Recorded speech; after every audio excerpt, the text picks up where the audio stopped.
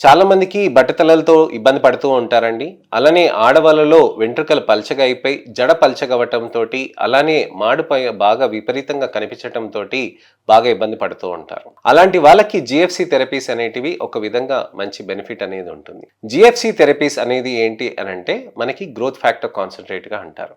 మీకు around 6-10 ML దాకా blood తీసుకుంటారండి. బ్లడ్ తీసుకొని ఆ తర్వాత దాన్ని ఒక ట్యూబ్‌లో పెడతారు. ఆ ట్యూబ్‌ని కాసేపు ఉంచినాక ఆ తర్వాత సెంట్రిఫ్యూజ్ చేస్తారు. సెంట్రిఫ్యూజ్ చేసినాక దాంట్లోంచి గ్రోత్ ఫ్యాక్టర్స్ అనేది ఎక్స్ట్రాక్ట్ చేస్తారనమాట.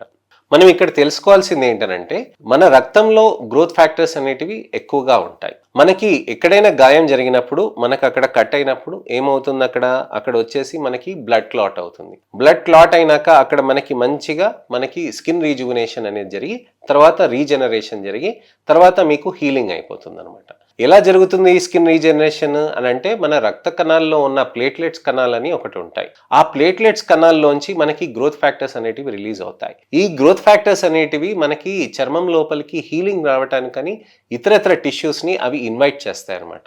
ఇతరత్ర సెల్స్ కణాలని అన్నిటిని ఇన్వైట్ చేసి రిపేర్ ప్రాసెస్ని బాగా చేయిస్తూ ఉంటుంది. ఈ రిపేర్ అయ్యి హీలింగ్ అవ్వటానికని మెయిన్ కారణం వచ్చేసి గ్రోత్ ఫ్యాక్టర్స్. అది ప్లేట్లెట్స్ నుంచి వస్తాయి. అందుకోసమనే ఈ గ్రోత్ ఫ్యాక్టర్ కాన్సంట్రేట్ అనేది మనకి స్కాల్ప్ పైన ఇవ్వటంతోటి వెంట్రుకలు అనేటివి మంచిగా లావుగా గట్టిగా మారుతుందనమాట.